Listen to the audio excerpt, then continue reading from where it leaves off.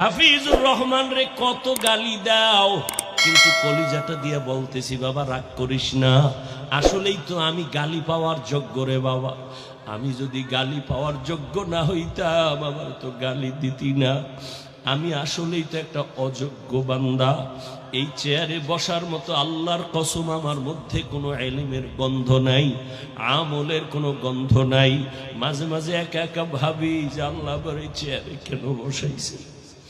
এক সাগর পাড়ি দিয়ে এখানে আসছি, আমি আর এক সাগর পারের সন্তান রে বাবা। এই মানুষগুলো কেন আসছে তাও আমি বুঝি না, অথচ আমার কথায় কোনো কিছুই নাই, আমার ইলম নাই, আমল নাই, কেন আসছে তাও জানি না। আল্লাহর কাছে এখন শুধু একটাই দোয়া করি, মালিক তুমি আমার সম্মানের জায়গায় বসাইছো, গুনার কারণে ফালাইয়া দিও না রে আল্লাহ। সম্মানের জায়গায় বসাইছো রে মালিক, গুনাহের কারণে তুমি ফালাইয়া দিও না। ও কলিজার যুবক, পায়ে হাত রাইখে বলি, কলিজা দিয়া মোহাব্বত করি রে বাবা। আমি এখানে একটা যুবকেরও হুজুর বানাবার জন্য আসি নাই, ভয় নাই। আমি তোমাকে একবারও বলবো না তুমি স্কুল ছাইরা কলেজ বাদ দিয়া মাদ্রাসায় যাও, দাড়ি লম্বা করে তসবিহ হাতে নাও, পাগড়ি লাগাও, একবারও বলবো না। বরং আমি তোমার পক্ষে কিছু কলিজা দিয়া দোয়া কইরা যাব। আমি শুরুতেও বলছি, আবারও বলি, আমার দোয়া কবুলের খোদার কসম গ্যারান্টি নেই, তবে এই মাঠে বহু আল্লাহর বান্দা আছে আমিন খালি ফেরত যাবে না। আর এটা রসুলের কথা, একজন আর আমিন যদি মজলিসে কবুল হয় সবারটাই কবুল হয়ে যাবে। ও আমার কলিজার যুবক, ভালো করে স্মরণ রাখিস, আমার আল্লাহ কত দয়ার মালিক।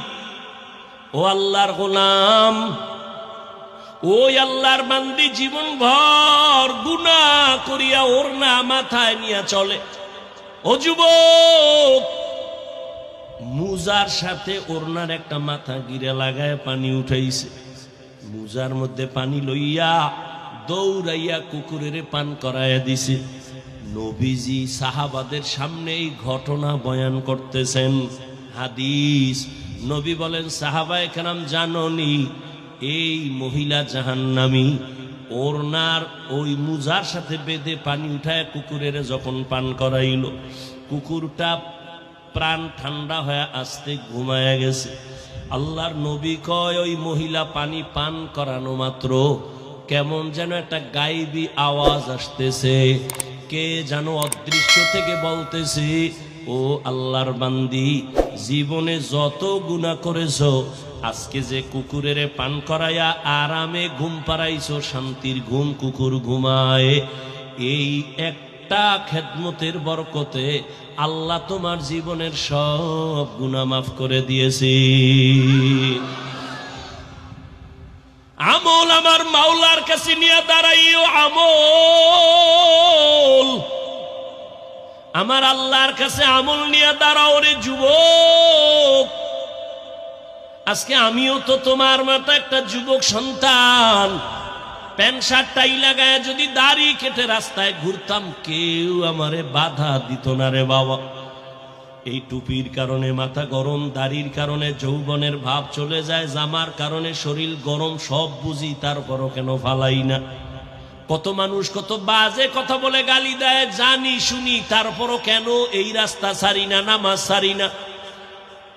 ও যুবক, তোমার মতো যুবক তাকায় দেখো, জীবনে মাদ্রাসায় পড়ে নাই, স্কুলে পড়ে, জেনারেল লাইনে তাইকা নামাজ ছাড়ে না, সত্য কথা স্বীকার করো, আছে না নাই?